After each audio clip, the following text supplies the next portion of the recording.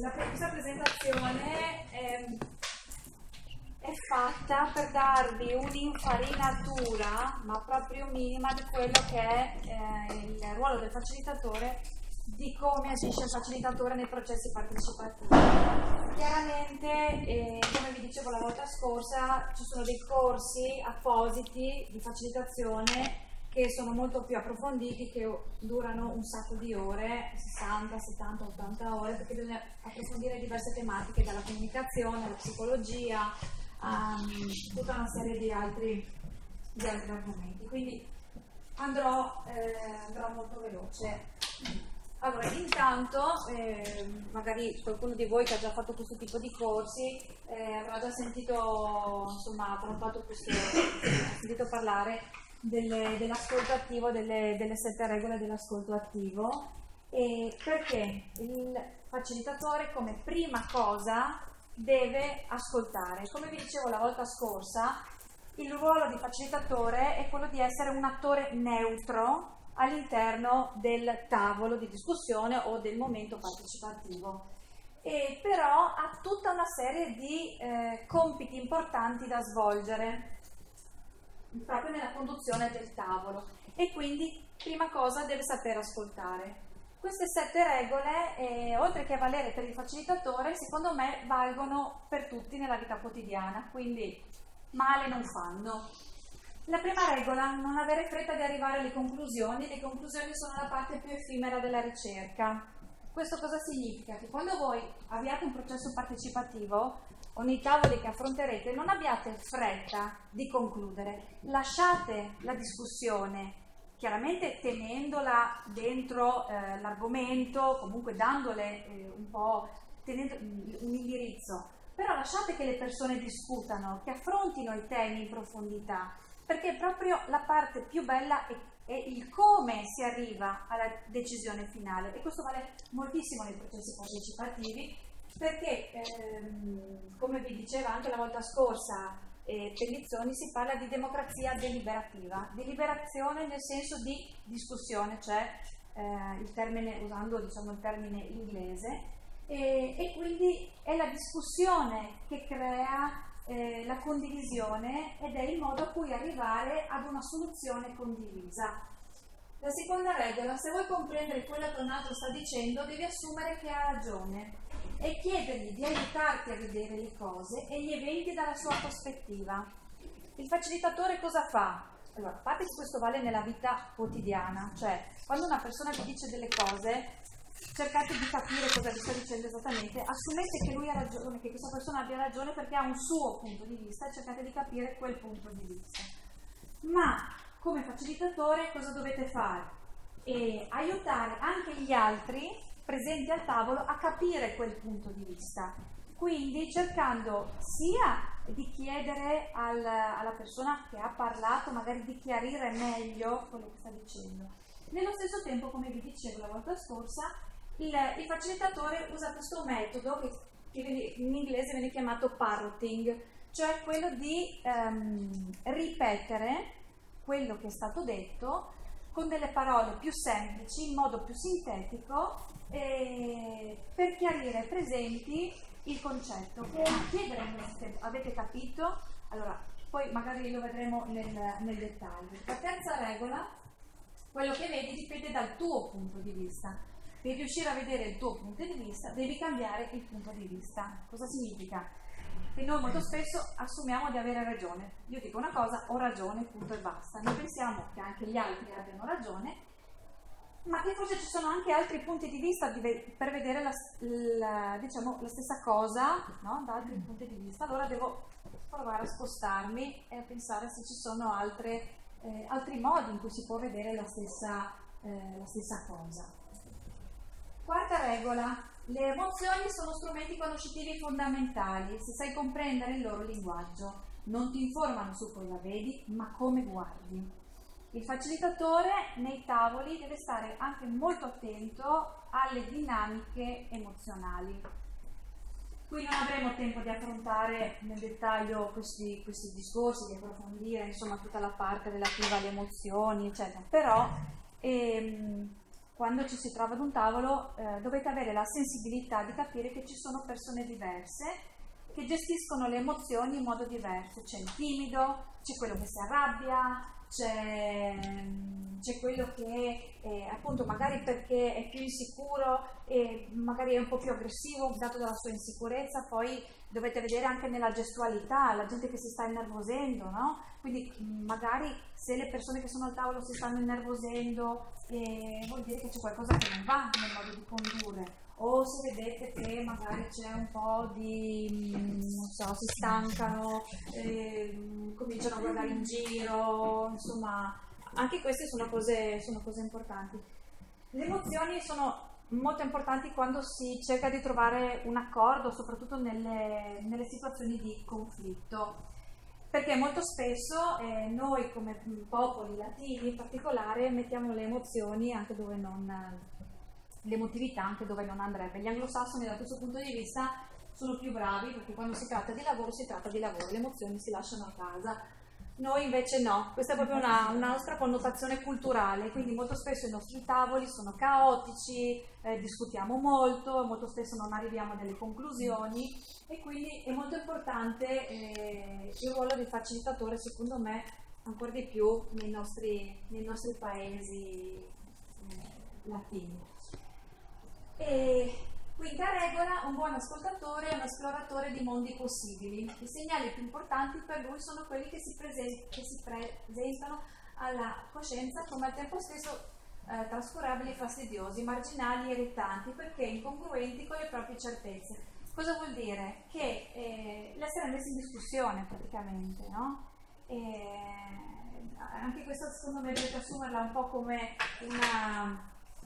una prova, il fatto di essere messi in discussione nelle vostre certezze, e nei tavoli questo succede sia a voi come facilitatore, vi succederà di essere messo anche in discussione nelle vostre certezze, ma questa è una cosa positiva perché alla fine sia nei tavoli mettere in discussione le cose, sia a livello personale mettere in discussione le cose in qualche modo vi rafforza e vi conduce a nuove possibilità. La sesta regola: un buon ascoltatore accoglie volentieri i paradossi del pensiero e della comunicazione interpersonale, affronta i dissensi come occasioni per esercitarsi in un campo che lo appassiona, la gestione creativa dei conflitti. Come vi dicevo prima, la gestione dei conflitti è un argomento molto interessante, e dove entrano le emozioni, dove si viene messo in discussione, questo sia a livello personale, ma voi nei tavoli dovrete appunto un po' gestire questi momenti di difficoltà. Poi vi darò dei suggerimenti su come fare. E non credo che nei vostri tavoli ci saranno grossi conflitti, sinceramente non penso che succederà, perché non è che si va a decidere qualche cosa, non andiamo a decidere dove fare un'autostrada, dove andare a fare una piazza, o cioè qualcosa di così concreto proprio, quindi è difficile che ci saranno dei conflitti. Però delle volte ci sono delle persone che sono conflittuali di natura, ma perché sono emotive, no? Cioè ogni cosa per loro è importante, allora bisogna un po' stoppare queste persone. Come si fa?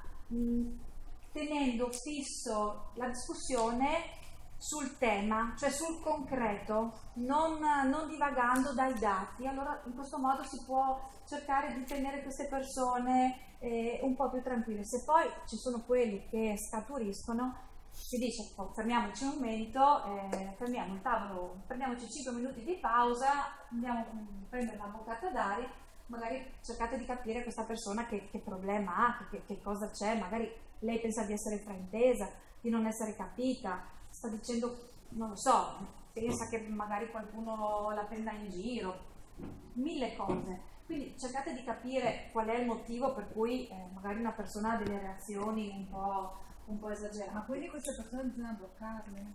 non bloccare, magari fermate il tavolo un momento, no? In questo senso, fermate il tavolo, 5 minuti di pausa e cerchiamo di capire che cosa c'è che non va. Sì, ma nella discussione quando divagano, bisogna bloccare e riportare sul focus. Sì, dopo vediamo come fare, però, perché non è neanche bello dire no, basta, tu non parli più.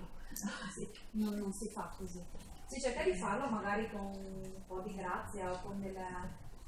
La gestualità è molto importante, no? Anche, cioè, fa così, fare questo gesto o questo gesto, dire arriviamo al concreto, oppure guardando gli altri, cominciando a nervosirsi, se gli altri, perché molto spesso cosa succede? Che se uno parla o scaturisce o esce dal seminato, gli altri si nervosiscono, no? E quindi magari anche voi fate vedere che siete un po' nervoso, Di solito con dei gesti queste persone si tranquillizzano. Non sempre così, se non è così fermate il tavolo, 5 minuti di sosta, prendiamo una boccata d'aria e intanto cercate di capire che cosa sta succedendo, quali dinamiche ci sono, perché magari vi è sfuggito qualche cosa. È utile anche dare dei tempi. Sì, adesso veniamo a tutte queste cose. Settima regola, per divenire esperto dell'arte di ascoltare, devi adottare una metodologia umoristica, ma quando ho imparato ad ascoltare l'umorismo viene da sé.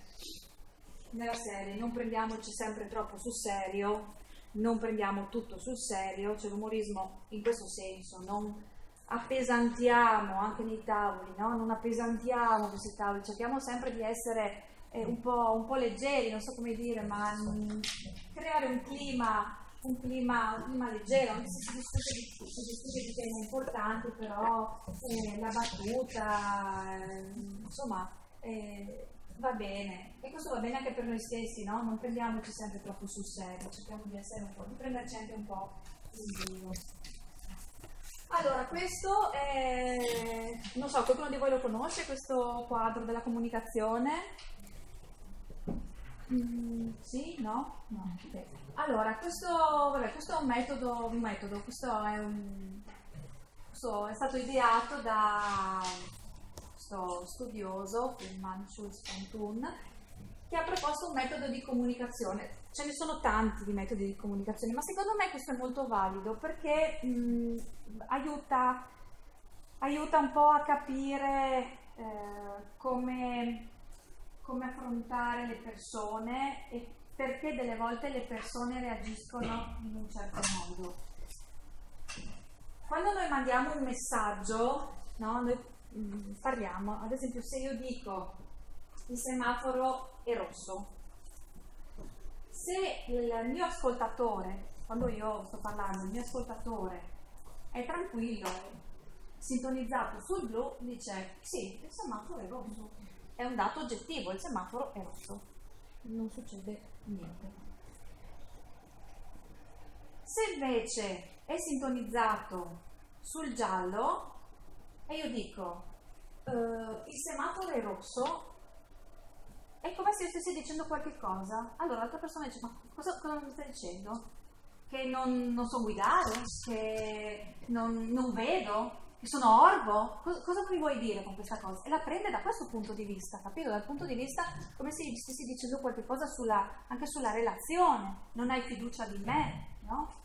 Quindi vedete come lo stesso messaggio dipende da come lo interpretiamo, su quale canale siamo sintonizzati. E queste cose succedono nei tavoli. Per quello dico, quando qualcosa vi sfugge, stoppate pure il tavolo, se vedete che una persona ha delle reazioni un po' particolari. Dico, il semaforo è rosso ed è la persona che è vicino a me, è sintonizzato sul verde, dice, cosa mi sta dicendo? Mi stai dicendo che hai paura? No? Cioè tu di te, cosa mi stai dicendo con questa frase?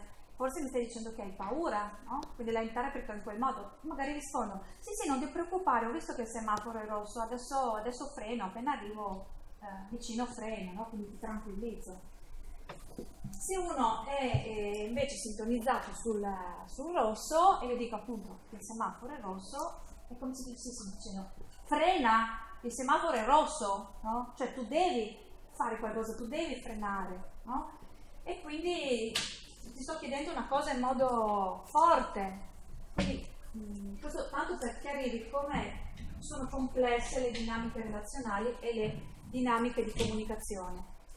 Tutto questo nei tavoli succede, ve lo ripeto di nuovo, quindi non spaventatevi, perché può succedere che qualche persona insomma abbia delle reazioni un po' strane, e quindi cercate sempre di chiarire, no? Di capire perché sta rispondendo magari a un dato oggettivo.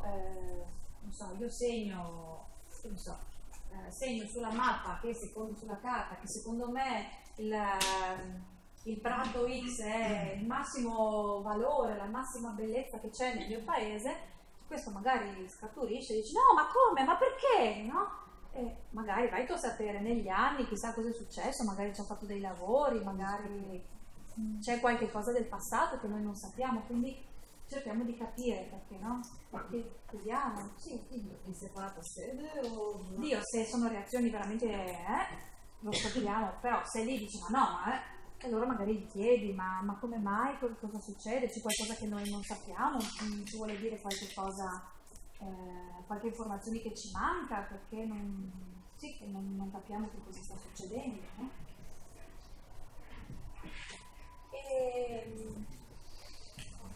Scusate, qui c'è stato un po' che ok, poi finirò con la slide che era l'ultima, ma vabbè. La gestualità, qui non ho preparato delle slide sulla gestualità perché comunque è un argomento molto complesso, poi vi darò un'indicazione di un testo se volete comprarlo, che è molto utile, potete anche scaricarlo da internet, costa meno, 19 euro scaricandolo da Franco Angeli.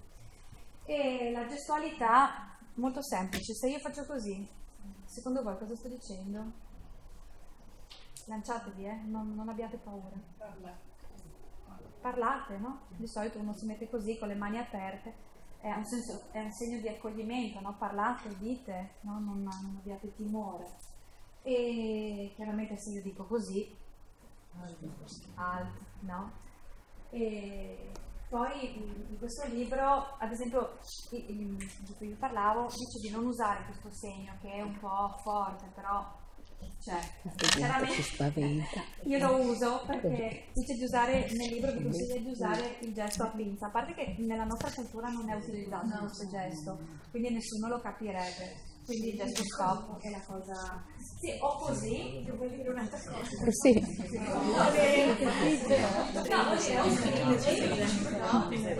Ma anche per i gatti è un gesto negativo. Questo così? Sì.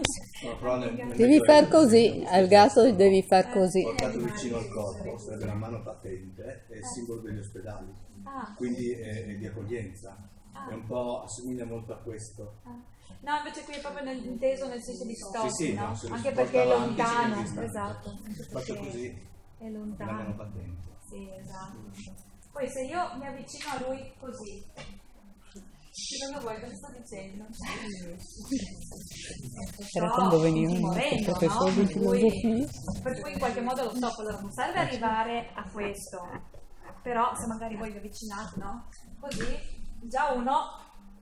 perché andare anche troppo vicino, voi sapete che ci sono le distanze, no? Sono certe distanze che sono consentite alle persone a cui vogliamo bene, poi man mano agli amici certe distanze, nella socialità di solito questa è anche di più, quindi questa è la distanza, quindi noi quando già entriamo allora già uno si mette un attimo, oddio, lo spazio personale, quindi questo aiuta un po' a stoppare magari certe persone un po'... Scusi. È lo studio della prossemica. Sì. Che lì è molto più, insomma, c'è molto di più, vi sto solo dando così delle pillole. E l'altra cosa del facilitatore, come vedete, io mi muovo. Il facilitatore non sta così, cioè non sta lì e non sta col microfono, cioè sono due cose diverse. Il facilitatore si muove, perché si muove?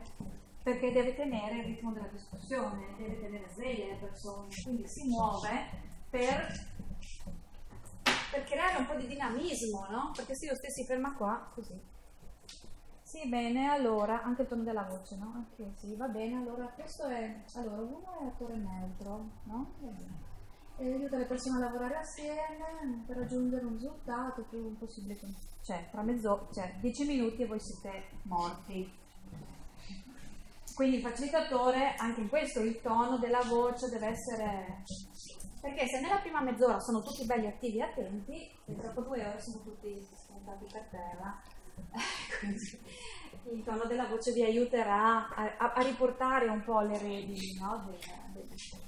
Allora, come vi dicevo prima, è attore neutro, non prende posizione. Se vi viene chiesto di prendere posizione, voi dite non è il mio compito prendere una posizione. E sono qua per aiutare nella discussione. Aiuta le persone a lavorare assieme per raggiungere un risultato il più possibile condiviso. Questo sia abbastanza chiaro. Assicura che ogni partecipante abbia le stesse opportunità per esprimere la propria opinione. Come vi dicevo la volta scorsa, è importante dare a tutti la possibilità di parlare. E questa deve essere stabilita come regola, no? Cioè tutti hanno lo stesso valore, non esiste che uno perché è sindaco, l'altro perché è dottore, l'altro perché è professore dell'università ha più spazio, ha più valore. No, anche X ha lo stesso valore, nei tavoli siete tutti uguali. Assicura che il risultato della discussione sia visibile e disponibile, mappe, post-it, pennarelli, cartelloni appesi al muro, cioè tutte le modalità che possono aiutare la discussione. Potete anche inventarvele durante i tavoli. Aiuta il gruppo a focalizzarsi sul tema della discussione e sui reali bisogni delle parti. No? Il tema, cioè mantenersi sul tema, che è facile divagare. Poi soprattutto su temi come quelli del paesaggio, come avete visto. C'è il bello, c'è la storia, c'è la nostra cultura, c'è tanto di cui poter metterci dentro. Però purtroppo nei nostri tavoli, no, è bello anche parlare, assolutamente bisogna affrontare questi temi, però siccome vengono dati dei tempi bisogna anche un po', no, tenere le redini. E promuove un clima amichevole e adotta un ascolto attivo, quello che vi dicevo prima, riconoscere, enfatizzare, chiarire. Riassume e sintetizza i concetti, questo è molto importante, il compito del facilitatore, e poi vedremo quando affronteremo, vi darò il canovaccio dei tavoli, un vostro compito è anche quello di trovare una sintesi assieme ai partecipanti, però di trovare una sintesi. Gestisce l'eventuale conflitto, gestisce le avversioni personali rimandandola dopo la riunione, quello che vi dicevo molto spesso. Se ci sono delle persone che hanno un conflitto in essere, non dovuto magari tanto all'argomento, ma quanto a livello personale, il signore X ce l'ha a morte col signore Y perché 20 anni fa gli ha fatto un sgarbo, che non c'entra nulla con la discussione di cui stiamo parlando, che però crea un clima difficile.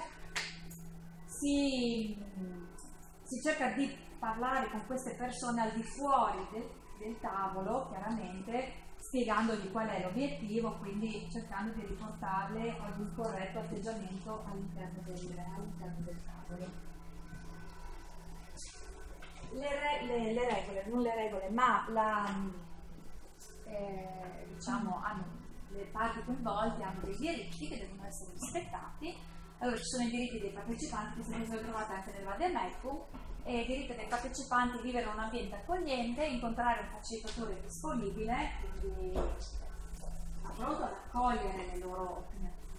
Adesso, detta tra noi, ci saranno delle volte in cui delle persone vi diranno delle cose o verranno da voi a dirvi o emergeranno ai tavoli delle cose che magari secondo la vostra opinione non hanno alcun senso, sono fuori luogo, però delle volte la persona che lo dice è talmente convinta che non si può dire no, stai dicendo una scemenza. Quindi bisogna essere accoglienti anche quando delle volte magari si pensa che proprio anche se non rientra proprio nella discussione. Non so se mi capite, quello che voglio dire è avere questo atteggiamento accogliente nei confronti delle persone.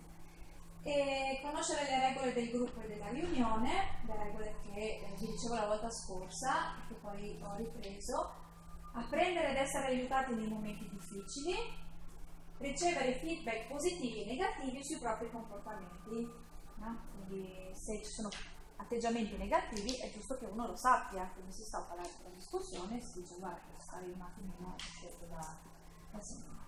Diritti del facilitatore: decidere le regole per un lavoro di gruppo in grado di favorire un clima ottimale, stringere un patto sulle norme di gruppo da far rispettare, esigere da parte dei partecipanti un comportamento di impegno perché l'intero gruppo si possa mettere in gioco. Cioè è importante che chi partecipa ai tavoli sappia che ha preso un impegno e quindi deve portarlo fino alla fine, cioè deve impegnarsi in questa discussione. Se poi uno non interessa, si può dire guarda, se la cosa non ti interessa, se ti sei stancato, se per te non è così rilevante, puoi anche non partecipare più, cioè non è fondamentale, no? Essere appoggiato dall'organizzazione e dall'ente promotore nel processo di facilitazione. Qui soprattutto i comuni devono supportarvi nel processo, quindi se arriva il signore rompiscatole che dice ma salto quel frutto là, così colà, è giusto che l'amministrazione comunale dica no guarda, cioè quello lì l'ho scelto io, ha il compito di fare il facilitatore, lo sta facendo al meglio, sta facendo una cosa per cui ha fatto un corso, eccetera, cioè deve dare il supporto. E questo bisognerebbe dire ai sindaci. Sì. Perché non è così che funziona. Speriamo. Speriamo. Allora, questo che dicevo l'altra volta mi era piaciuto, non ricordo neanche da che testo dove l'ho trovato. Rispetto a quello che dicevi prima dei diritti dei partecipanti del facilitatore, cioè è necessario che o siamo noi o il sindaco che introduce il tavolo spieghi il contesto della serata, cioè cos'è la figura del facilitatore, nel senso che Tu dici non lo sanno. E quando si iniziano a mettersi in gioco, no, in una dinamica di racconto relazionale in cui arrivo a quattro mie competenze sul territorio, sul luogo, inizio a parlare. Mi aspetto che magari la persona che ho davanti contribuisca anche lui in qualche modo, no? Nel senso, nell'ottica di dare e ricevere qualcosa dei contenuti. Invece il facilitatore, è neutrale. Infatti, quindi, infatti dopo lo vediamo tra che sia le regole. O che sia qualcuno che spieghi esattamente, ok, il facilitatore, io sono qui per questi motivi, e quello che vi ridò è arrivare alla fine della serata con Sì, infatti. Una domanda, se non me la dimentico. Ma i sindaci e amministratori devono partecipare al tavolo? Sicuramente ci sarà qualche amministratore che vorrà partecipare, magari evitiamo che sia il sindaco o evitiamo che sia la tocca al sindaco fare il facilitatore. Lei è sindaco, è tecnico, non può trovare qualcun altro? La vedo dura, la vedo molto dura. Ma lei non dovrebbe essere, quello non va bene, non dovrebbe sapere niente lei più o meno. Nel senso che potrebbe battermi qualche cacciatore, però voglio dire... Vai a trovare qualcuno esterno? Beh, ce ne sono tanti. Qua ci sono, qualcuno che è disponibile per Abbiamo questo, siamo pensati abbastanza che saranno di avere molto più tempo per poter gestire la situazione. No, ma qua ci sono dei ragazzi che, siccome non tutti i comuni hanno le idee chiare su da farsi, ci sono dei ragazzi che intanto che il comune magari decide cosa fare, hanno detto beh, noi facciamo un corso, no? E quindi eventualmente provare a chiedere a questi ragazzi, a uno di questi, se è disponibile a farlo nel suo comune, perché c'è troppo conflitto di interesse. Il punto di vista è che i piccoli si devono lavorare. No, lo so, capisco la difficoltà. No, posso chiedere comunque a qualcuno, ma se stringo o il consigliere comunale che ha un minimo di... un esterno mi dice io non ho le idee di cosa devo fare, come sentono un paesaggio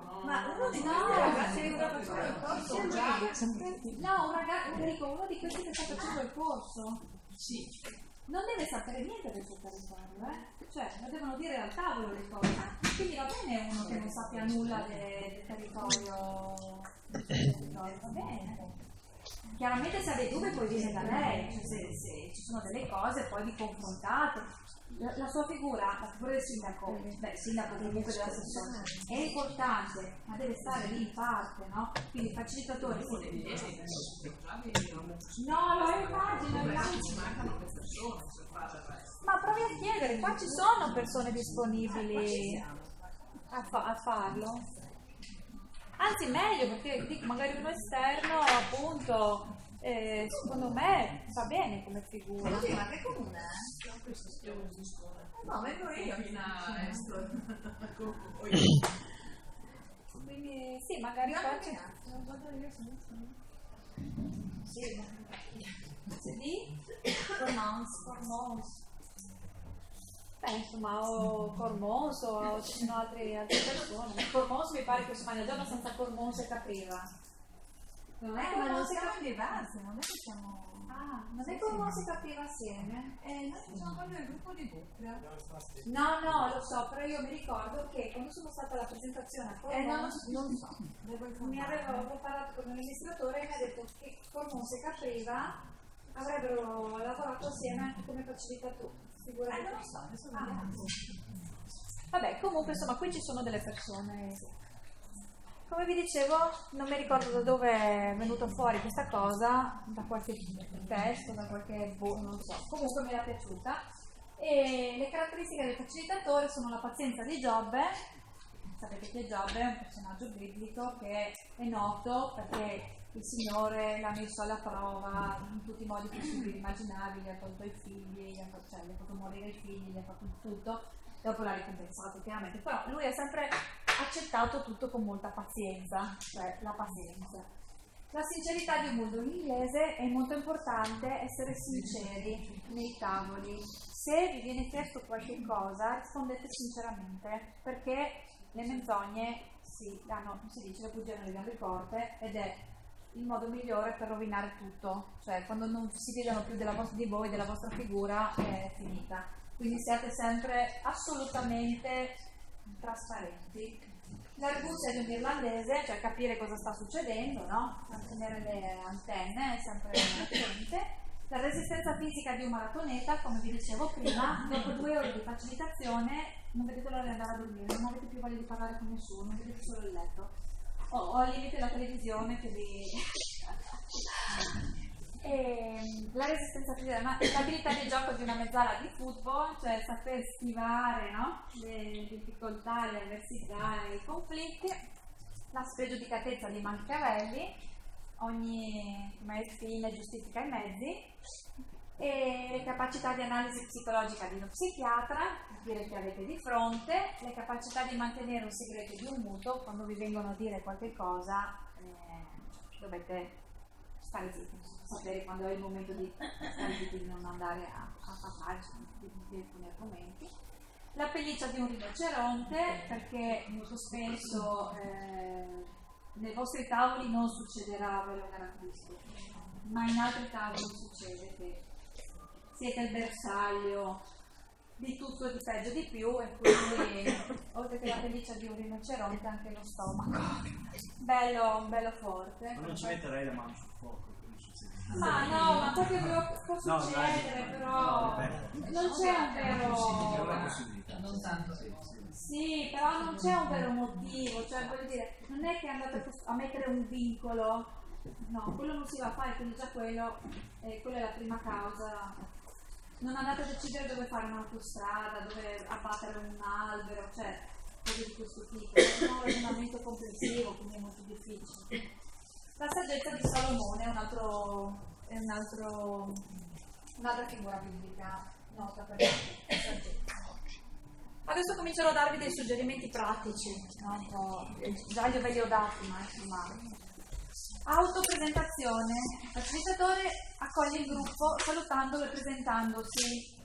Magari vi sembra banale nelle vostre realtà dove tutti vi conoscono, però dire che voi siete lì, come si diceva, con quel ruolo, ricoprite quella figura, che avete quella finalità, no, nella discussione, aiuta a capire chi siete, quindi che non siete parte del tavolo, no, ma che avete un altro compito. L'esordio genuino, fin dalle prime battute, il facilitatore dà l'immagine di sé con una persona attiva ma non invadente, attento ma non cerimonioso, impegnato ma non prevaricatori. Rompi il ghiaccio tramite alcuni segni aperti, una mimica facciale distesa, occhi rilassati, gestualità, eccetera, eccetera. Già per l'anticipo, spesso il facilitatore sa già cosa le persone desiderano. Questo perché viene con l'esperienza, chiaramente nel vostro caso l'esperienza non c'è, però magari nel secondo tavolo già capite un po' le dinamiche, come funzionano, quindi già capite cosa si aspettano le persone. Aiuta chi non parla ad esprimersi, non dimentica che è lì perché è chiamato a dare un servizio a delle persone, alla struttura, è lì come un soggetto pubblico per svolgere un ruolo utile e dare del tuo e bene. Come vi dicevo la volta scorsa, però valutate, chiedete se è il caso, se non è il caso, insomma, soprattutto alle persone anziane magari non piace molto che si dia del tu. Magari la seconda volta ve lo concedano, nel primo tavolo no, magari nel secondo e terzo tavolo ve lo concedono. E tu serve a creare un clima un po' più di confidenza, no? Perché magari poi uno si sente anche più libero di dire certe cose che con lei non riuscirebbe. Bisogna usare un linguaggio comprensibile alla maggioranza degli interlocutori. Come vi dicevo prima, usate un linguaggio semplice. Usate anche il dialetto, se dialetto o la lingua friulana, e Slovena. O slovena, sì, diciamo. O il maranese. No, non entriamo nel merito. Ok. Quindi usate pure, perché se le persone comprendono meglio questo linguaggio, fatelo. Se, come dicevo la volta scorsa, parla un tecnico, uno specialista, qualcuno che usa un linguaggio molto così gradito, molto complesso, col parroting lo semplificate, no? Lo aiutate a renderlo comprensibile a tutti. Le regole che vi dicevo prima, allora le fasi, i processi sono in genere strutturati da fasi, voi dovete chiarire, dopo vi faccio vedere i tavoli come saranno strutturati, quindi all'inizio della riunione voi dite come saranno strutturati i tavoli. Allora, i tavoli dureranno, mettete un orario, 2 ore, si sforerà, ma voi mettete un tempo. Saranno strutturati in questo modo, cioè date sempre le indicazioni precise di quello che si andrà a fare, perché aiuta le persone veramente a mettersi nell'ottica del lavoro che devono fare. Quindi le fasi, i tempi, gli spazi, come vedremo dopo, è molto importante l'organizzazione dei tavoli e degli spazi, possibilmente arieggiati, senza rumore, che possano insomma mettere le persone a loro agio, con dei bagni e magari con dell'acqua da bere. La trasparenza, e mettete a disposizione dei partecipanti tutti gli elementi conoscitivi in suo possesso e rendere trasparente agli occhi dei partecipanti lo svolgimento del processo stesso. Le mappe che vi daremo, che vi darà il comune, i cartelloni, i post-it, i libri, le pubblicazioni, tutto quello che vi viene in mente relativo al vostro comune, che potete anche reperire nella biblioteca comunale, portatelo ai tavoli. Mettetelo lì, perché se emerge qualcosa si va a vedere, si spulcia, si discute, si affronta, si vede, no? E vedere aiuta cioè, voglio dire, soprattutto sul paesaggio, avete visto prima, no? Tutta la cartografia che ci hanno presentato Nadia e Alma, è importante vedere le trasformazioni del territorio. Le immagini poi, avete visto le cartoline, cioè hanno un significato molto forte, anche dal punto di vista emotivo, vedere non so, certe cose del passato, certe cose dell'attualità, no? Quindi è utile e importante e soprattutto rende trasparente la discussione.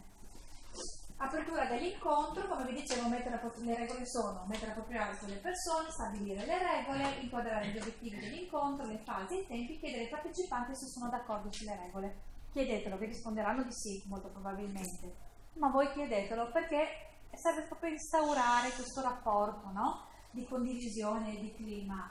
A chiusura dell'incontro, quindi quando la riunione, dopo che avete fatto tutto il lavoro, ci sono delle cose da fare, non si dice, boh, abbiamo finito, ciao, ci vediamo. No, sì.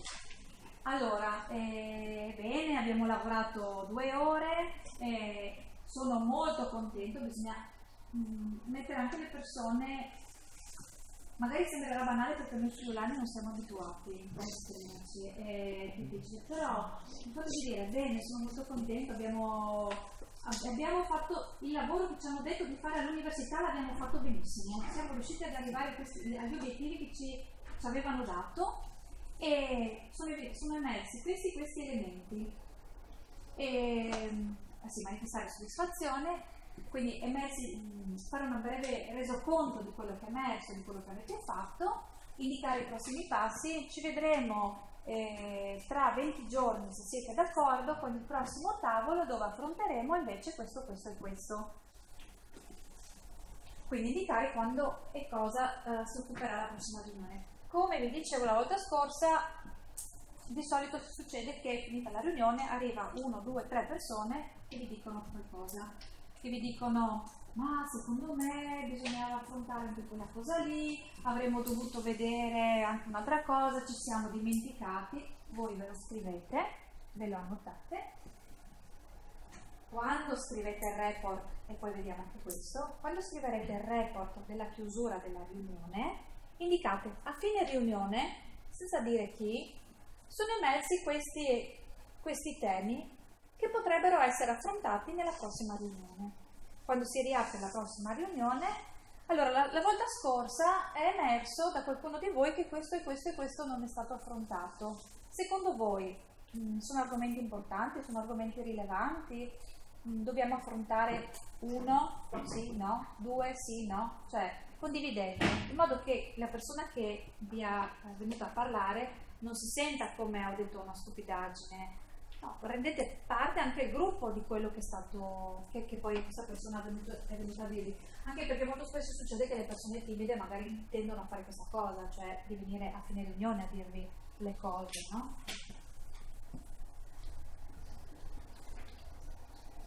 Le regole che vi ho detto l'altra volta, le ripeto, troverete poi queste slide, comunque le aggiusterò perché ci sono un po' di errori, e le troverete sul sito. Allora, le regole sono: parla uno alla volta, deve essere chiaro, parla uno alla volta. Tutto ciò che emerge può essere rilevante per raggiungere l'obiettivo, no? Per raggiungere l'obiettivo costituisce un arricchimento, quindi tutto quello che emerge nella riunione è importante. Quindi dite alle persone, se avete una cosa in mente ditela, non pensiate che sia una scemenza, perché può essere, magari voi pensate che una scemenza invece è una cosa rilevante, quindi ditela pure. Tutti hanno il diritto di esprimere liberamente la propria opinione sull'argomento, rispettare le opinioni altrui, rispettare i tempi delle fasi stabiliti. Chiedete, poi alla fine chiedete, siete d'accordo? Allora, qua, come vi dico, io purtroppo con i tempi così limitati vi do solo delle indicazioni, ma secondo me possono darvi un po' facilitarvi. Le parole e la struttura del discorso devono saldarsi in una rete di rapporti che aiutano l'ascoltatore ad orientarsi, no? Quindi sempre un senso logico. Cercate, anche quando quando voi organizzate la riunione, cercate di dare un senso logico alle cose, no? Pensateci prima, di organizzare la riunione, a come io vi do il canovaccio, ma chiaramente dovete metterci anche voi del vostro. Per non lasciare zone oscure, trattare il tema da più punti di vista. In questo potete essere aiutati dai partecipanti. Chiedete, ci sono punti di vista diversi? No? C'è qualcuno che la pensa in modo diverso? Oppure potete farlo voi, potete fare l'avvocato del diavolo. Ma secondo voi non è che questa cosa si potrebbe vedere anche da un altro punto di vista? Ad esempio, i riordini fondiari non è che possono essere visti anche da un altro punto di vista? Cioè dal punto di vista dell'agricoltore che magari nella parcellizzazione, no? Non ha un guadagno, diciamo, non è molto funzionale all'agricoltura, quindi lui ha una sua visione del riordino fondiario che è magari diversa da chi si occupa di storia, no? Quindi magari si può trovare un accordo tra l'agricoltore e chi si occupa invece di giustamente mantenere quelli che sono gli aspetti identitari del territorio. E, si può ripetere un concetto allo scopo di renderlo più chiaro, trattare un argomento per volta, non fate confusione, non buttate troppa carne sul fuoco, sempre molta semplicità, una cosa alla volta. Se poi uno vi dice no ma aspetta anche quello, no ma anche quello, no, una cosa alla volta, vi prendete nota e affrontate poi i temi, ma uno alla volta. La precisione nell'uso dei nomi, usate i nomi delle cose, è molto importante, no? Essere precisi nell'usare, cioè non quella cosa, quella roba, quello lì, quello là, soprattutto nei luoghi, quando si tratta di luoghi, cercare magari di avere un po' di conoscenza, magari anche dei toponimi. Ecco, chi viene da fuori, che magari farà il facilitatore in una realtà che non conosce, si confronti con il sindaco, chi per lui, che gli dia delle informazioni, magari una pubblicazione, una carta storica, adesso non so, materiale che lo aiuti un po' ad orientarsi, no? E usare il linguaggio più vicino ai partecipanti, come vi dicevo prima, anche il dialetto, le parole straniere e insomma le altre lingue. Gestire momenti di dispersione. E allora un po' di dispersione è tollerata, quando magari il tavolo inizia a parlare di altre cose, c'è un momento di sfogo, eccetera. Allora voi lasciate un attimo che ci sia, invece bisogna tornare a parlare del paesaggio, lasciate un momento che si sfoghi, poi riprendete la discussione riportando sulla concretezza, quindi sui dati. No scusate, ma stavamo parlando prima, no, di questa cosa, ma chi l'ha fatta, ma da dove, non usando il semplice cosa, come, chi, quando, dove. Estrarre le parole chiave in passaggi di maggior significato della discussione che abbiamo appena lasciato e usare il foglio o le carte. No, scusate, ma qua, no? Stavamo ragionando di questo. Secondo voi, magari fate la domanda, no? Dove, come, chi? Vado da riportare il tavolo nella discussione. Saper stare dentro le difficoltà nei momenti critici. Non bisogna avere paura, non innervositevi quando magari qualcuno fa delle critiche e dice ma qua, per me questo tavolo qua stiamo sbagliando tutto, non abbiamo affrontato niente di quello che era rilevante, per me sono baggianate, succede, e allora voi vi fermate e dite a questa persona ma come mai pensa così? Perché? Che cosa c'è che non va? E poi chiedete anche agli altri, ma siete d'accordo su quello che sta dicendo? Cioè secondo voi siamo completamente fuori nel lavoro di questo tavolo? Allora di solito questa persona, intanto capite cosa c'è che non va e magari potete correggere il tiro. E dall'altra capite anche il gruppo come la pensa, no? Gli altri che stanno lavorando. Magari veramente questo c'ha ragione, stiamo sbagliando tutto. Nessuno ha il coraggio di dirlo, lo sta dicendo lui. E allora gli altri possono darvi una mano, no? Poi magari possono dire no ma per noi è perfetto, no continuiamo così, oppure qualcuno può dire no sì beh magari in effetti potremmo fare questa cosa in più, no? È molto importante. E se emerge un problema capire il problema, affrontare il problema, non metterlo da parte, cioè, questo è molto importante. I momenti di dissenso nei tavoli che sono quelli che magari al facilitatore creano un attimo più di nervosissima perplessità, vanno però gestiti bene, nel senso che dicono delle cose molto importanti e quindi vanno prese sul serio. Quindi chiedete, c'è qualcosa che non va, c'è qualche problema, c'è qualcosa, qual è il motivo di questo atteggiamento, no? Insomma, dovete un po' approfondire. La parafrasi, che vi dicevo prima, il parroting, aiuta a chiarire i concetti sia alla persona che li esprime, no? E sia al resto dei partecipanti. Allora uno parla e voi dite. Io quando ho fatto il corso per facilitatori ci hanno fatto fare per ore il parroting. E non è così semplice, quindi lo so benissimo, è una cosa un po' complicata. Però bisogna anche lì imparare. Adesso nei vostri tavoli non è che serve sempre fare questa cosa del parroting, però se qualcuno dice qualcosa di complicato, se capite che magari non hanno capito gli altri sul tavolo, se ritenete che vada aiutata un po' la discussione, usatelo, no? Allora, se ho capito bene, lei sta dicendo questo. Oppure io io facilitatore provo a dire quello che comprendo, quello che ho compreso, se è giusto o meno, quindi magari abbiamo tutti capito una cosa sbagliata rispetto, no, o io in particolare ho capito una cosa sbagliata, e questo aiuta il gruppo e la persona anche a chiarire meglio. Queste sono le frasi che potete usare quindi in altre parole, dal tuo punto di vista, tu vuoi dire che, eccetera, eccetera, no? Allora, il compito del facilitatore, un altro compito importante, è quello di fare sintesi, come vedremo poi anche nei nostri tavoli.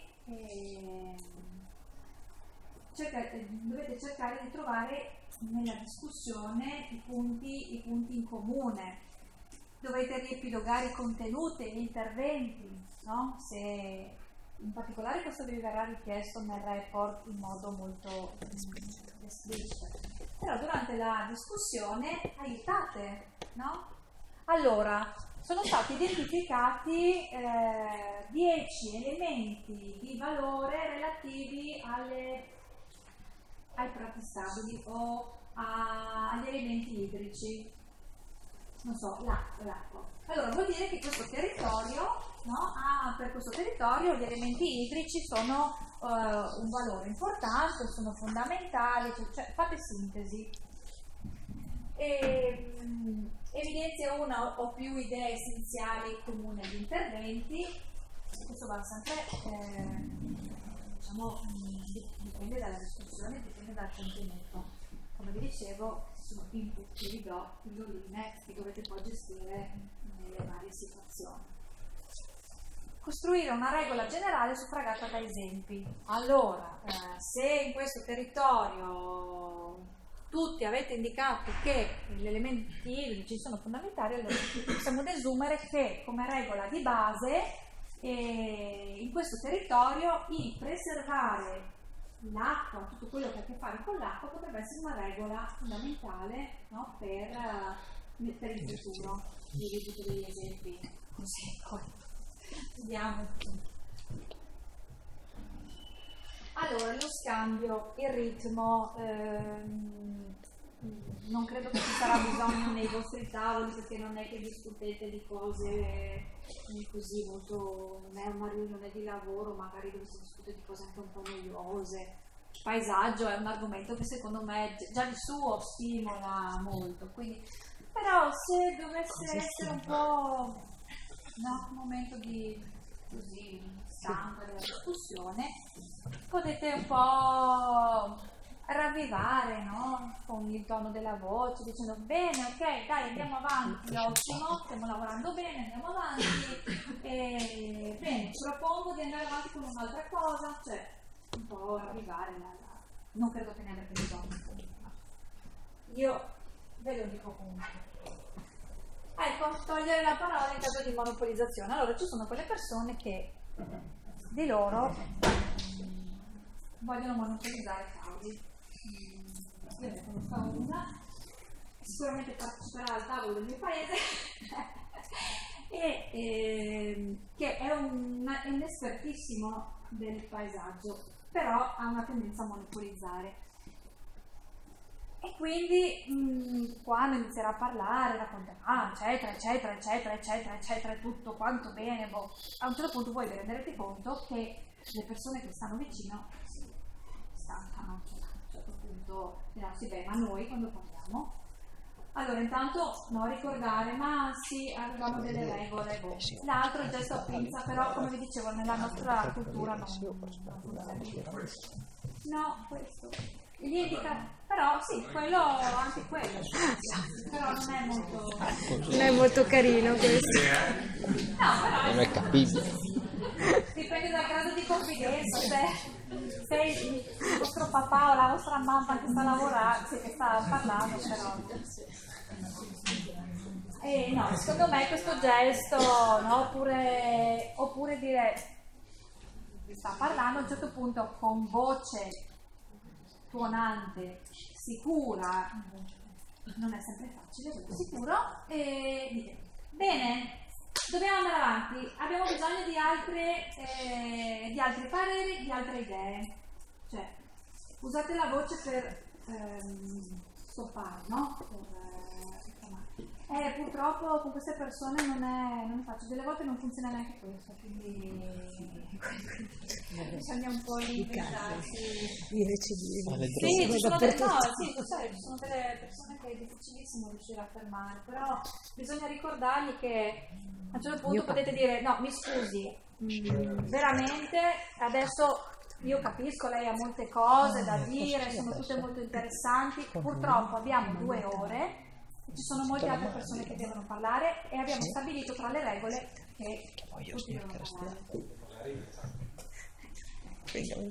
Probabilmente che mi è successo di cercare di ricalibrare, però di solito cosa succede? Che la persona, siccome è così straripante, si offende.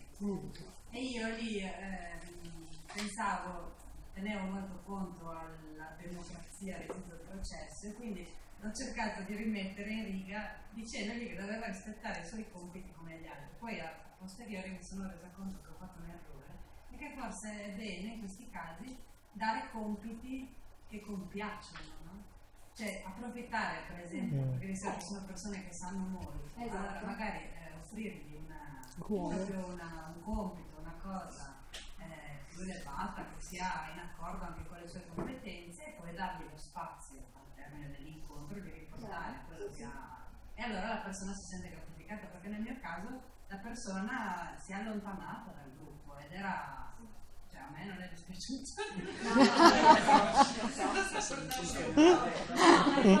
abbiamo perso sicuramente perché è un cultore di storia locale tutto quanto dedicare la parte finale. Allora, esatto, io ho fatto così nei tavoli, chiaramente vi parlo di tavoli ristretti perché poi le dinamiche quando ci sono altri tipi di processi sono diverse, ma no, io appunto ho capito, ci sono veramente, lei sa tante cose, ha tante cose da dire e sono tutte interessanti assolutamente, però ci siamo dati dei tempi. Allora cosa facciamo? Adesso andiamo avanti con la discussione, facciamo parlare anche gli altri perché è giusto che anche lei a fine dell'incontro lasciamo spazio, poi non succede mai, se ne vanno tutti e rimane, ma non se la prendono, però in questo caso non se la prendono perché vedono che sono gli altri che se ne vanno, no? E quindi sì, questo è assolutamente un ottimo metodo. O se no riproponi di fare se gli altri sono d'accordo con questo dubito, di fare un incontro ad hoc dove ci illumina la lezione magistrale. Esatto. Il feedback, come vi dicevo prima, anche un altro compito è quello di ricevere feedback da parte di chi parla, no? Ma anche nella discussione stessa, nel tavolo. Allora, feedback e quelli gestuali, no? Va bene, no? Oppure appunto come dicevo prima, sta un po' esagerando, stoppiamo, usiamo anche i gesti per il fisico, insomma il corpo, per dare dei feedback. E feedback di attribuzione, no? Cioè al tavolo quando uno parla potete chiedere, ma voi cosa ne pensate di quello che è stato espresso, no? Siete d'accordo? Non siete d'accordo? Avete un punto di vista diverso? Chi ce l'ha simile, chi ce l'ha diverso? Il feedback semantico verifica il significato della comunicazione inviata. Riesco a spiegarmi? Cioè se voi dite una cosa, no? Anche quando fate il parroting o quando dovete esplicitare un concetto, dovete chiarirlo, chiedete, cioè mi capite, mi riesco a esprimere nel modo adeguato? Sul canale, soprattutto quando vedete magari che no, c'è qualche difficoltà, che insomma la gente si perde, posso aggiungere, mi seguite, cioè per capire, intanto per riportare l'attenzione su di voi, ma per capire se c'è anche un momento di stanza, no? E feedback proattivo, e questo va bene secondo me a fine riunione, chiedere ai partecipanti appunto come valutate il lavoro che abbiamo fatto fino qua. Adesso passiamo alle cose più pratiche, perché poi dobbiamo affrontare altre cose. Allora, i tavoli, questo c'è non vado oltre, lo avete Vademecum, la disposizione ideale per il tavolo di partecipazione, no? Non frontale, ma così. Quello segnato in rosso è il facilitatore che, come vedete, sta al centro o nel tavolo grande sta tra i partecipanti. Qua sta nel centro perché un po' va da un tavolo all'altro, no? Controlla il teatro. La gestione dei conflitti, quello che dovevamo affrontare l'altra volta, ma affrontiamo oggi anche qua in pillole. Perché? Perché ci sono anche qua corsi, ci sono dei master molto importanti, no? Che si occupano di questo tema. Ci sono università, Harvard University è nel mondo l'università che si occupa della negoziazione e che ha formato i maggiori negoziatori politici, no? A livello mondiale. So un po' i risultati, però. Ho visto i risultati. Bravo, allora, comunque. Sì, beh, insomma. Se non altro hanno un sacco di soldi, perché per andare alla Harvard ci vogliono un sacco di soldi. Allora, ci sono due metodi, questo nella letteratura, no? C'è la negoziazione e c'è la discussione. Allora, la negoziazione è uno scambio tra le parti per raggiungere un accordo.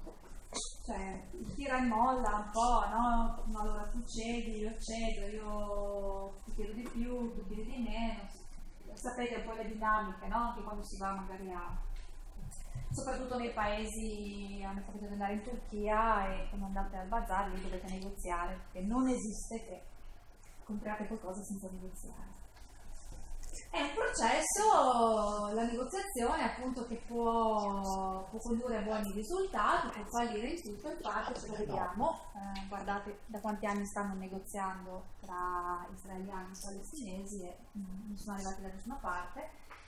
Però insomma, se si sa cogliere il momento del conflitto è comunque un'occasione importante di arricchimento, di confronto, se si sa ascoltare, come dicevo prima, con le 7 regole dell'ascolto, è un momento importante di arricchimento personale. Nei processi partecipativi e soprattutto in quelli deliberativi non si raggiunge mai la metodologia del voto e quella del giudice esterno, perché il voto c'è sempre una minoranza che vince e una minoranza che perde, e questo non è, in realtà non è molto democratico, anche se nella democrazia rappresentativa si usa questo metodo, però nella democrazia deliberativa si raggiunge un accordo attraverso la discussione. Poi vediamo. Negoziazione, allora anche qua vi do degli spunti per quanto riguarda la negoziazione. Allora esiste anche è vero, la negoziazione è quella dove tu vinci e io perdo, nel senso che io devo rinunciare a qualche cosa, no? Per trovare l'accordo, e quindi quando io rinuncio vuol dire che ti concedo qualche cosa. Ma esiste anche una negoziazione integrativa dove si va un po' oltre, cioè non ci si ferma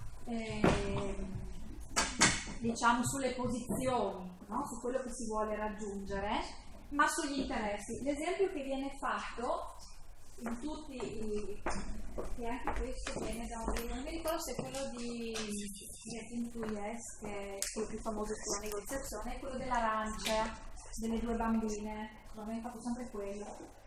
Allora, le posizioni e gli interessi. Arriva la mamma, le 2 sorelline litigano, perché le 2 sorelline litigano. Cosa vogliono? Le sorelline vogliono l'arancia, c'è un'arancia sola, no? E loro litigano. Allora la mamma cosa fa? Invece di prendere l'arancia e di tagliarla a metà e di dare le 2 metà alle figlie, cosa fa? Chiede: ma tu cosa vuoi fare con l'arancia? Cosa ti serve veramente l'arancia? Allora la risposta è: una bimba dice: a me serve la buccia perché voglio grattugiarla per fare la torta. A me mi servono gli spicchi perché voglio farmi la lanciata, insomma, il succo di frutta. Questo cosa serve a capire? Che le posizioni possono essere le medesime, ma gli interessi possono essere diversi. Se la mamma avesse fatto quello che nella negoziazione, no, si tende a fare, prende l'arancia, la divide a metà, contente tutte e 2, in realtà no, sarebbero state scontente tutte e 2. Allora, chiedendo, ma quali sono i tuoi interessi, cosa vuoi veramente? Ha dato a una la buccia e all'altra gli spicchi, e così ha reso contente tutte e due. E questa si chiama soluzione win-win, cioè hanno vinto tutte e due. Quindi questo solo per dirvi che se ci sono dei conflitti andate in profondità. Perché? Cosa succede? Come mai? Qual è il tuo interesse? Cosa c'è dietro? Cioè cercare veramente di capire quello che c'è dietro nei conflitti, no? Delle persone, soprattutto nei tavoli. L'arte del negoziato, questo anche insomma questo come dire, porta il libro più famoso al mondo sull'arte del negoziato, e certo in italiano. E diciamo di tutto il libro, che è molto interessante, secondo me va letto perché serve proprio anche a livello personale. Però cosa dice?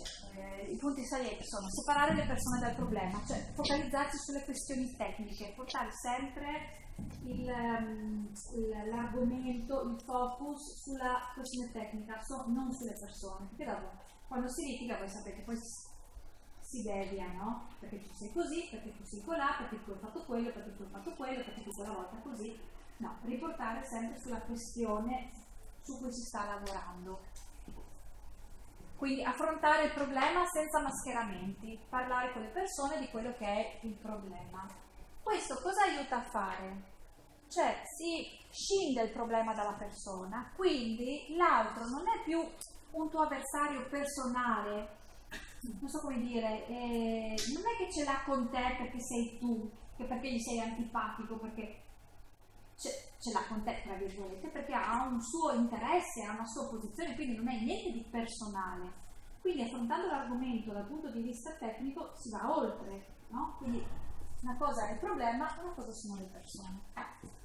E questo dobbiamo impararlo a fare tutti, secondo me, perché molto spesso abbiamo tutti la tendenza a dire ma ce l'ha con me, non mi sono antipatico, magari non è così, bisogna capire che forse c'è qualcos'altro, no? C'è un interesse, c'è un motivo molto più tecnico, molto più diciamo pratico. Focalizzarsi sui bisogni e gli interessi, non sulle posizioni, quello che abbiamo visto, inventare opzioni diverse che permettono un guadagno reciproco, l'esempio dell'arancia, no? Win-win, e puntare su criteri oggettivi. Quindi, come vi dicevo, focalizzarsi sui problemi e trovare anche soluzioni che siano riconosciute da entrambi come corrette. Ah, sì, qua mi era saltata la discussione, devo tornare indietro.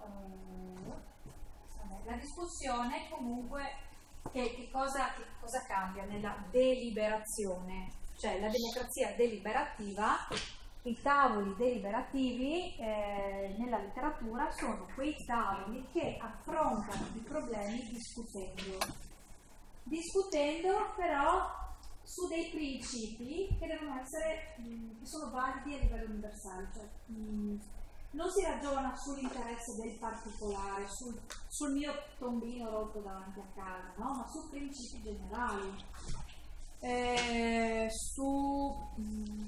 non so come spiegarmi, sul bene comune, no? Su quello che è, soprattutto quando si ragiona di futuro, che si ragiona per il bene delle generazioni future, si ragiona molto di principi di bene comune.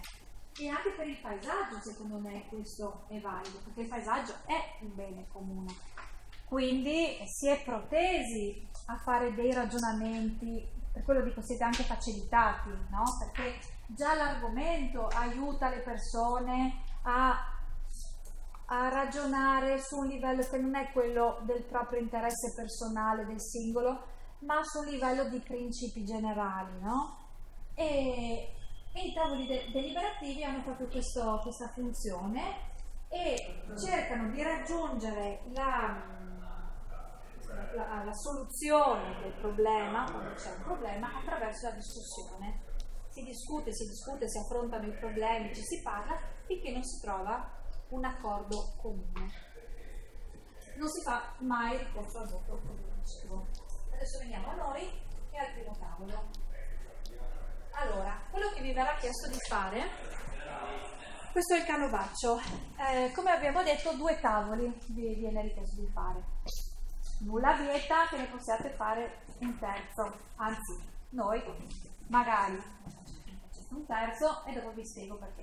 Allora, intanto nel primo tavolo cosa dovete fare? Vi presentate, gli obiettivi della riunione, le regole come abbiamo detto prima, chiedete a tutti i partecipanti di presentarsi. Allora, nei paesi è vero che si conoscono tutti, però è anche vero che serve a creare quel clima di condivisione che vi dicevo prima.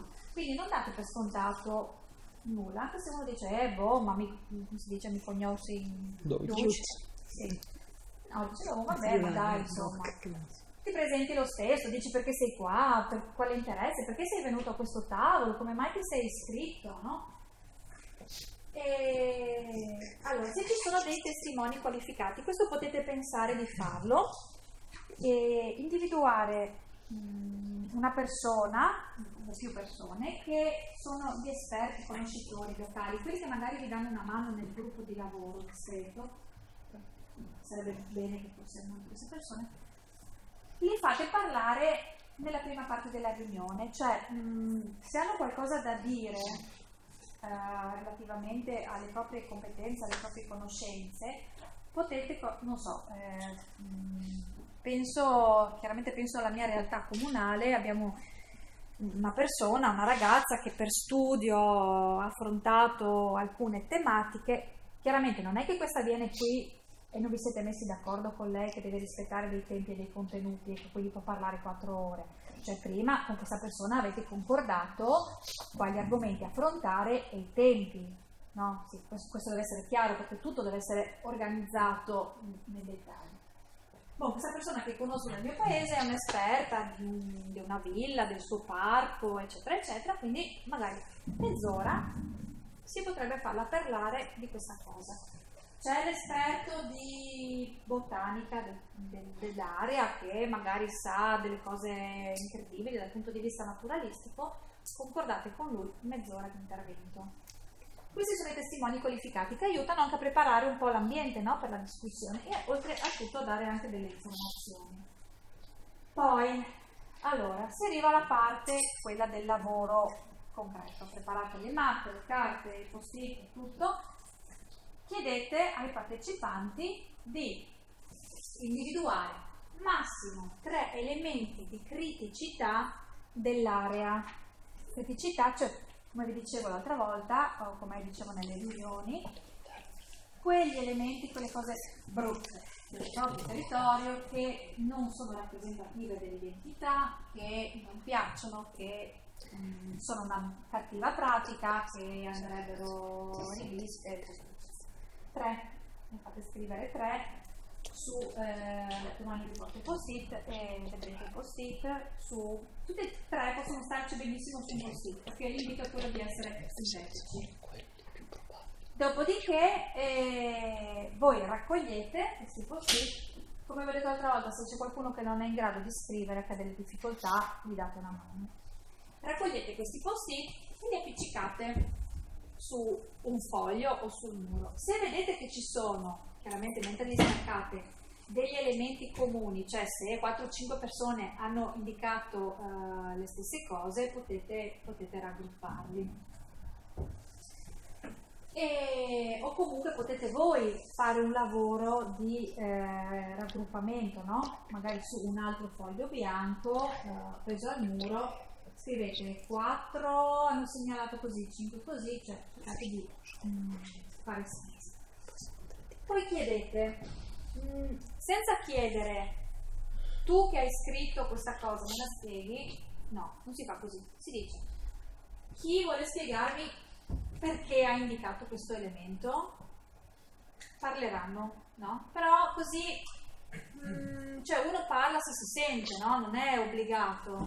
E quindi dice, ma perché poi l'altro che magari ha scritto la stessa cosa dice, sì, ma io l'ho indicata perché per me anche significa quest'altra cosa, no?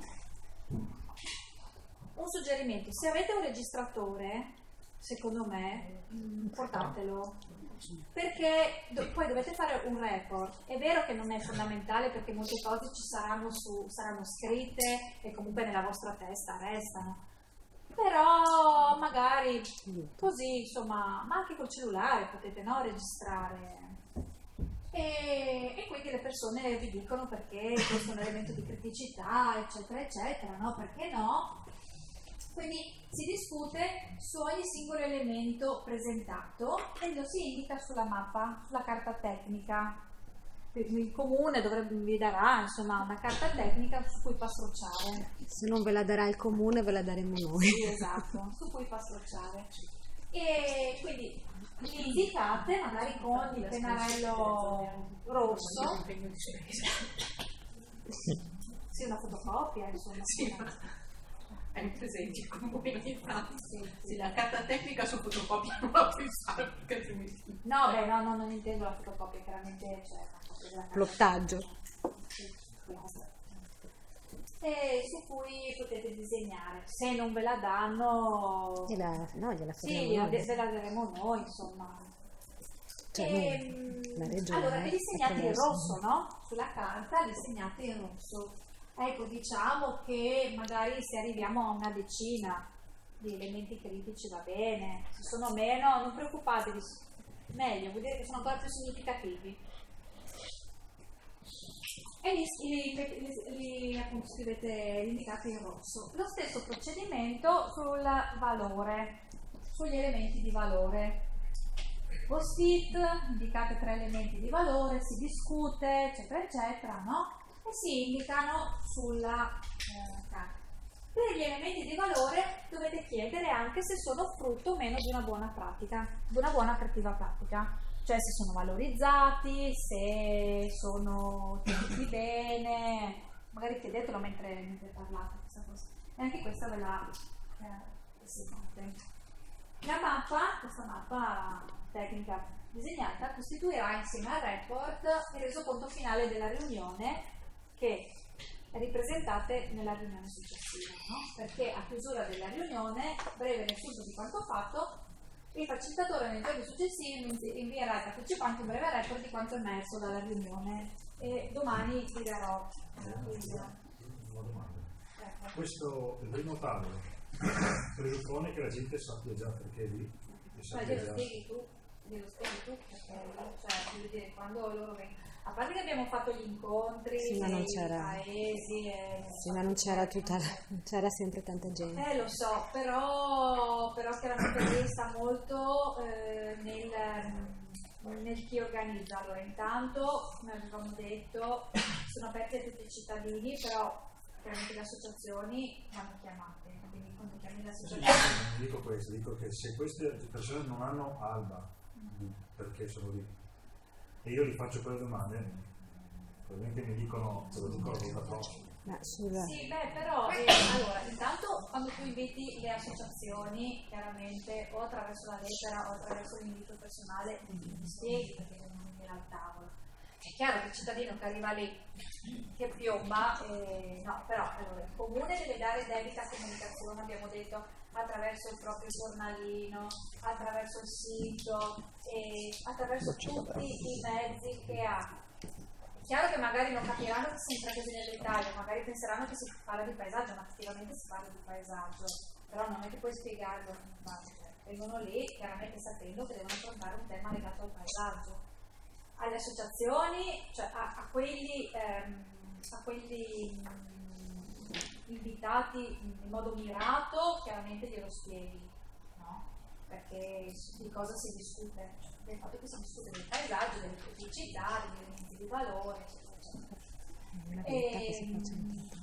Perché la volta scorsa avevo dato, no? Quell'elenco di possibili... Quindi se ti arriva lì il cittadino glielo spieghi. Nel momento lì, anche quando all'inizio del tavolo ti dicevo quando tu presenti e dai, dici quali sono gli step, no? Allora in questa riunione affronteremo gli elementi di criticità nel paesaggio del nostro comune, gli elementi di valore, cioè proprio lo espliciti il perché di quella riunione, in modo che anche chi è più imbattuto che non sa niente capisce di cosa si parla e se il caso va via.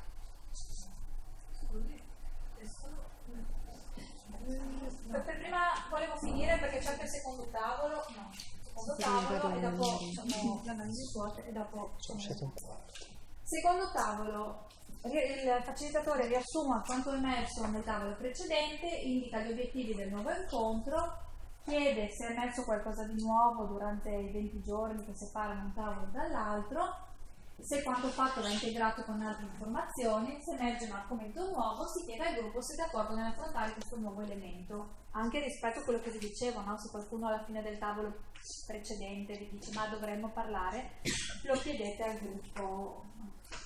Nel secondo tavolo si lavora sugli scenari futuri.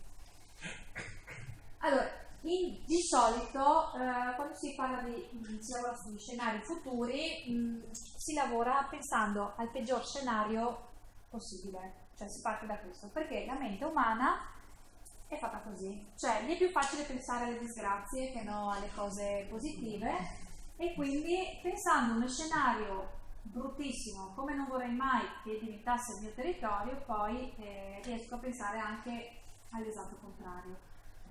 Non abbiamo molto tempo per fare tutto questo tipo di lavoro, quindi si chiede un po' uno sforzo, quello di pensare a uno scenario. Magari lo dite a voce, dite adesso 5 minuti, silenzio, pensate allo scenario più tremendo possibile per quanto riguarda la nostra realtà dal punto di vista paesaggistico.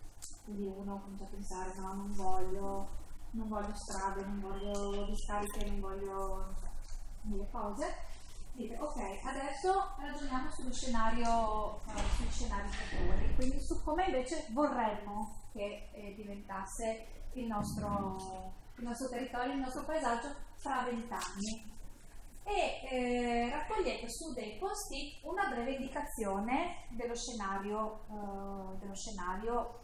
futuro, insomma, che ciascuno dei partecipanti ipotizza.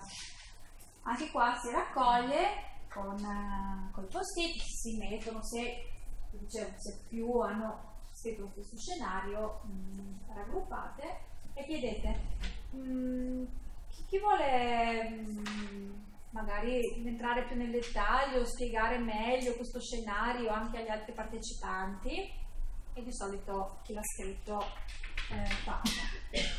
E così per tutti, no?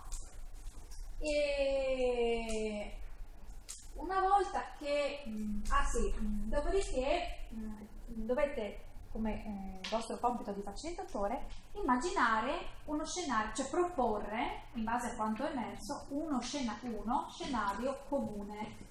Quindi allora ipotizziamo che le cose principali sono non si vuole questo, non si vuole quello, o si vuole quello, si vuole quell'altro. Quindi possiamo scrivere che lo scenario futuro presuppone A, B, C, D, e lo scrivete sul foglio appiccicato al muro.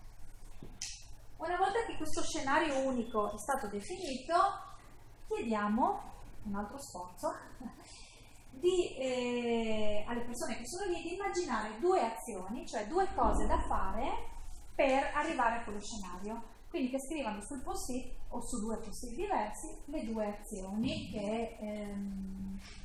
che loro ipotizzano. Anche lì vedete se ci sono cose simili, sicuramente ci saranno azioni simili, le raggruppate e dopo cercate di individuare delle azioni prioritarie, no? Cioè 10 è tanto, secondo me è tanto, ma magari parlo nella realtà più grosse dove con tanti partecipanti potrebbe succedere. Nei comuni arrivare a 3, secondo me 2-3 è perfetto. E quindi individuare queste azioni prioritarie e mettergli, cioè 1, 2, 3, no? In base all'importanza, o se hanno lo stesso livello di importanza potete dargli lo stesso livello, ecco, non è che devono essere per forza 1, 2, 3. Si può chiedere prioritario magari dal punto di vista della tempistica, no? Cioè secondo voi qual è la cosa più urgente, cioè quella da fare per prima, che proprio così non ci devastano i territori. Quindi nel senso temporale dare una priorità. Dopodiché vi viene chiesto di compilare insieme ai partecipanti un'analisi SWOT. Chi sa che cos'è un'analisi SWOT? Gli altri non sanno? Ok, allora, no, era giusto per capire perché magari vediamo che sono tante cose che però in realtà non lo sono. Ah sì, materiale da utilizzare, carta tecnica, post-it, cartelloni, pennarelli, pennelli, colori, tutto quello che avete. Cioè, qui vuol dire, usate pure. Allora, l'analisi SWOT serve un po' a fare da sintesi a tutto questo ragionamento che avete fatto nel primo e nel secondo tavolo, no? E soprattutto serve a noi, perché poi ce la dovete dare, serve a noi a raccogliere tutto il materiale e a fare la sintesi e l'elaborazione di tutto quello che verrà dai numeri. L'analisi SWOT è scritto in inglese, ma tradotto in italiano significa indicare i punti di forza del territorio dal punto di vista paesaggistico. Penso al mio paese, ha una bellissima strada panoramica, ha delle bellissime colline, ha punti di forza, no? Quelle cose belle dal punto di vista paesaggistico. I punti di debolezza, cos'è che c'è, gli elementi critici, no? Quelli che abbiamo individuato nel primo tavolo un po' come elementi critici del paesaggio. Le opportunità, ossia che cosa si può fare, o meglio, che cosa potrebbe succedere per migliorare questa nostra realtà, no? Un po' quello che abbiamo fatto ragionando sulle azioni, no? Le possibili azioni, le buone pratiche o le azioni da mettere in atto per arrivare a un paesaggio che è quello che lo scenario ipotetico che abbiamo pensato. E le minacce, qui è facile, le minacce, che cosa può succedere per rovinare, per peggiorare la situazione proveniente dall'esterno, no? Le opportunità possono essere, tra le opportunità, anche cose molto pratiche. Magari qualcuno di voi ha un po' di conoscenza della normativa, non so, ci sono dei documenti, ci sono delle possibilità di finanziamento, no? Penso al PSR, ad esempio, il piano di sviluppo rurale, che dà dei finanziamenti per fare delle azioni sul territorio di miglioramento. Questa è un'opportunità, cioè, quindi noi scriviamo, ci sono delle PSR, offre. Oppure ci sono degli agricoltori sul territorio che volontariamente vanno a sfalciare, che puliscono, che fanno, no? È un'opportunità, oltre che essere una buona pratica, è un'opportunità. Le minacce sono, magari a volte sono delle minacce proprio concrete dal punto di vista geologico anche, no? Non so, le frane, problemi di questo tipo, il fiume che sta rovinando, cose di questo genere. Dall'altra ci sono altre minacce che possono essere appunto delle opere che verranno fatte, che si pensa di realizzare, o abbastanza facile, però è anche abbastanza legato al territorio da cui proveniente. Ho concluso.